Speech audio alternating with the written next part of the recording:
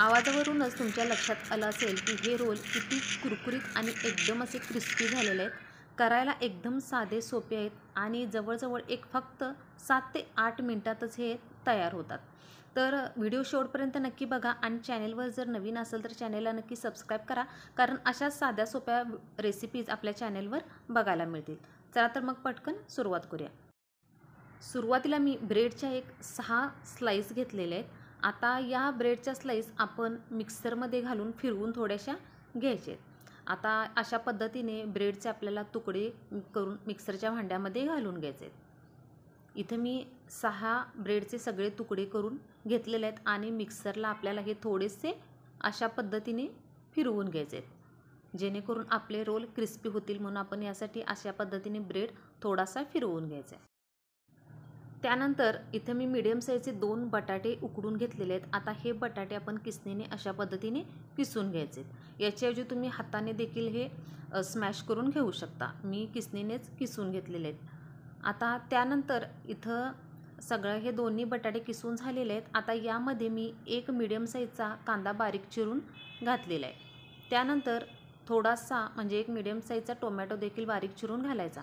त्यानंतर साधारण 1-2 हिरव्या मिरच्या इथं मी बारीक अशा पद्धतीने कट करून घेतलेले आहेत, ते देखील यामध्ये घालून घ्यायच्या. आता अर्धा चमचा गरम मसाला घालून घ्यायचा. त्यानंतर अर्धा चमचा धन्याची पावडर, त्यानंतर अर्धा चमचा जिरे पावडर आणि पाव चमचा इथं मी तिखट वापरणार आहे. आपण मिरची देखील वापरलेली आहे, त्यामुळे मी तिखट इथं थोडंच वापरून घेणार आहे. आता त्यानंतर थोडीशी कोथिंबीर आपण यामध्ये घालून घ्यायची.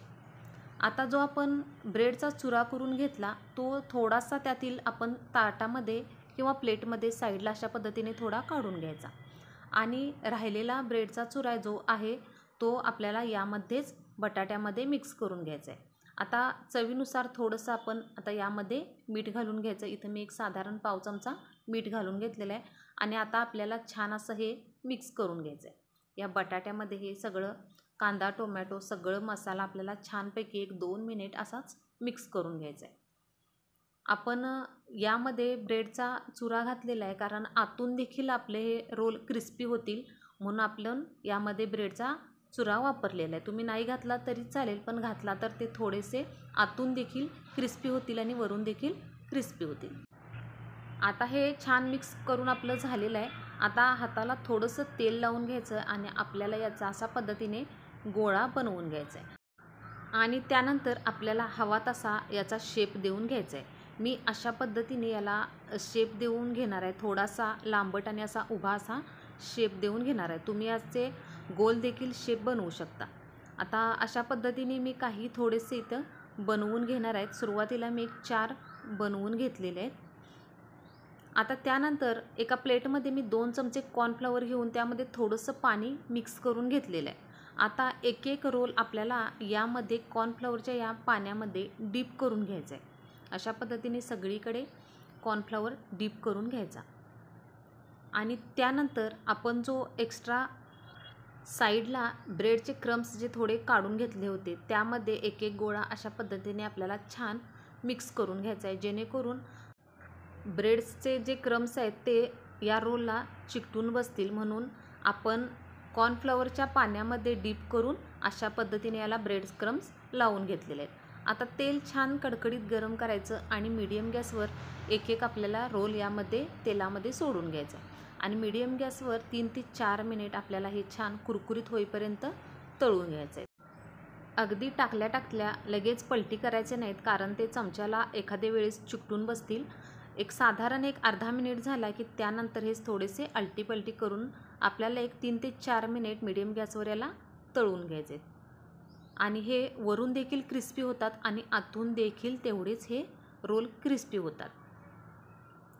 तर तुम्ही बघू शकता जवळजवळ 3 ते 4 मिनिट होत आलेले आहेत आणि आपल्या रोलला छान असा कलर देखील आलेला आहे आणि छान कुरकुरीत देखील झालेले आहेत. आता आपण हे साईडला काढून घेऊया आणि अशा पद्धतीने मी बाकीचे देखील अजून काही थोडेसे तळून घेणार आहे. तर अशा पद्धतीने हे रोल माझे तळून इथे झालेले आहेत. तुम्ही बघू शकताय की हा रोल कशा पद्धतीने झालेला आहे. अगदी दिसायला देखील छान झालेला आहे आणि तेवढाच कुरकुरीत देखील झालेला आहे. तुम्ही आवाजावरूनच बघू शकताय याला किती क्रिस्पीपणा आलेला आहे तुम्हाला आवाजावरूनच कळालेलं असेल. तर हे आपलं जो टोमॅटो केचप असतो ना त्याच्यासोबत खायला खूप छान लागतात किंवा तसे जरी खाल्ले तरी चालतील.